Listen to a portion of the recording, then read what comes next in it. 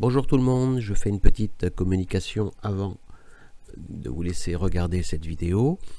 Je voudrais vous signaler que le week-end de la Pentecôte, fin mai et 1er juin, c'est-à-dire 31 mai, 1er juin, il reste 5 places à Paris pour faire un stage donc de 2 jours. J'ai essayé de recontacter les personnes qui étaient déjà inscrites, mais je vois que pas grand monde me répond. Enfin, tout a changé avec cette histoire de confinement. Donc, il faut repartir à zéro. Il y a 5 places de libre. Vous m'envoyez un mail et pour réserver votre place. Et maintenant, je vous laisse regarder cette histoire d'éponge. Le sujet de la vidéo, c'est tourner avec une éponge. Qu'est-ce que ça veut dire, tourner avec une éponge? Eh bien, c'est quelque chose qu'en France, on fait très peu. Et les champions du tournage à l'éponge, pour moi, ce sont les Américains. Probablement que là-bas, dans les écoles, c'est systématiquement enseigné de cette manière.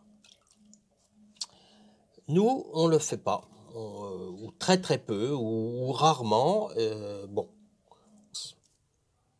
je vais utiliser une éponge comme ceci, assez molle, souple, et puis une lingette. Voilà. Je vais vous dire ce que j'en pense. Hein. Alors, comme d'habitude, ça n'engage que moi, et ça n'a absolument aucune importance. Mais voilà, le pour, le contre, qu'est-ce qui se passe? Alors, je vais faire un cylindre de base. Sans l'éponge.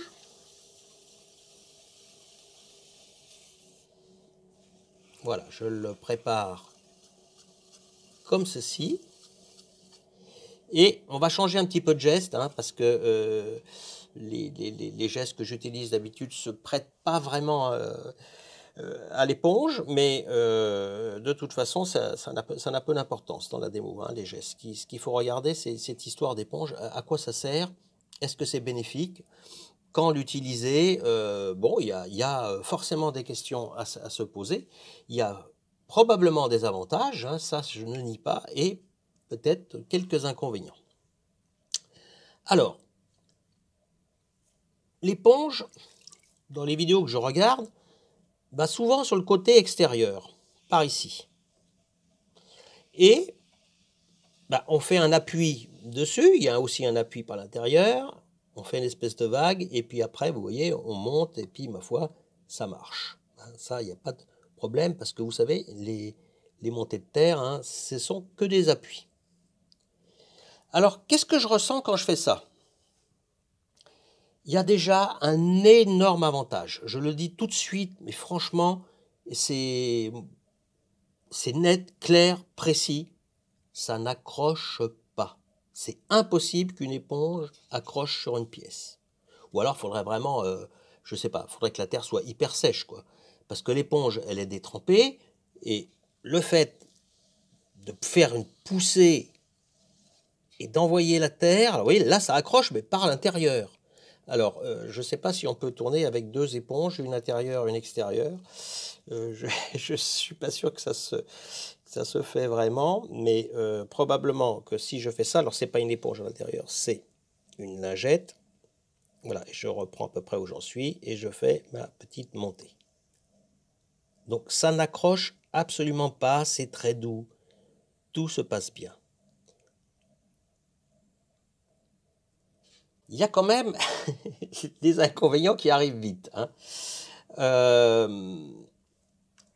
Moi, je crois que c'est très difficile pour un débutant.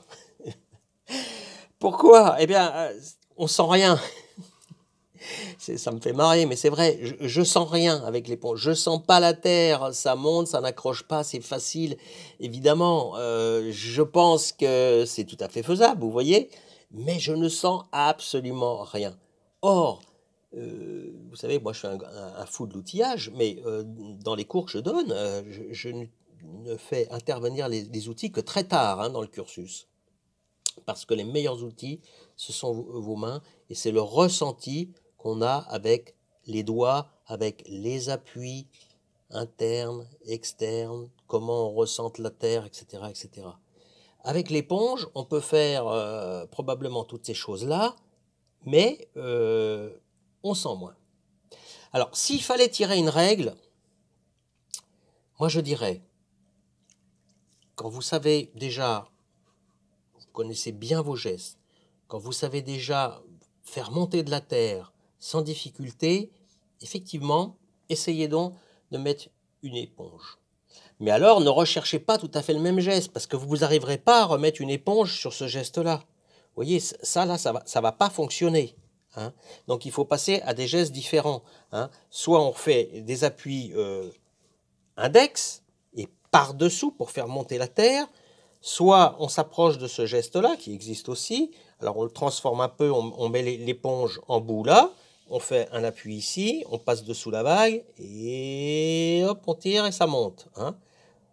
Donc c'est tout à fait possible. Avec cet effort-là, l'effort de dire ah bon, je change un peu mes gestes, j'y vais et voilà. Les avantages sont indéniables, hein, je ne veux pas me répéter sans arrêt dans cette vidéo, mais ça n'accroche pas, c'est très fluide, c'est facile. Il faut bien regarder puisque là, vos mains elles sentent beaucoup moins. Alors, il y a aussi quelque chose, je pense, qui est assez intéressant. Si vous avez vu des vidéos qui sont probablement plus japonaises qu'américaines, les Japonais utilisent plutôt ce genre de matière. Et on voit des gestes... alors ça se fait pas sur des cylindres. Hein. Alors attendez, je sais pas si je peux encore changer le truc là. J'attrape une steak. Bon, alors c'est de la démo, hein, il n'y a pas de forme particulière.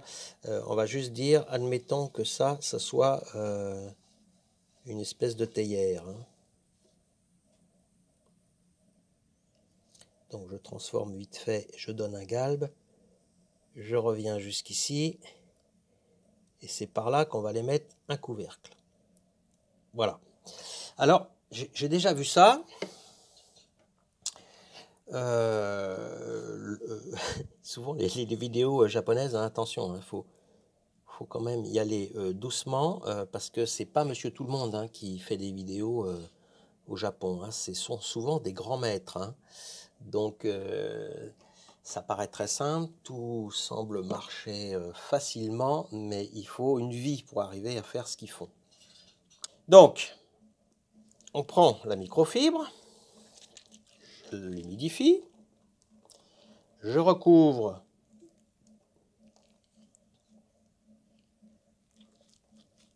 mon ongle, je me mets au-dessus et j'appuie. Et je descends. Alors, le même avantage, ça n'a absolument pas accroché, donc ça, on s'y attendait. J'ai pas senti grand-chose, hein, je vous dis tout de suite, je fais tout à l'œil, parce que le ressenti, je ne l'ai pas, hein, je le perds complètement, c'est le même phénomène pour moi. Hein. Mais, on ne peut pas dire que ça ne fonctionne pas. Moi, je trouve que c'est plus dur. Donc, moralité de la chose, tourner à l'éponge. Moi, je recommanderais pour des grandes pièces, des pièces où on peut changer les gestes. De toute façon, il faut les changer. Hein. On ne peut pas monter les grandes pièces comme ça. Il faut plutôt les monter comme ça, légèrement sur le côté et envoyer. Donc là, je pense que c'est...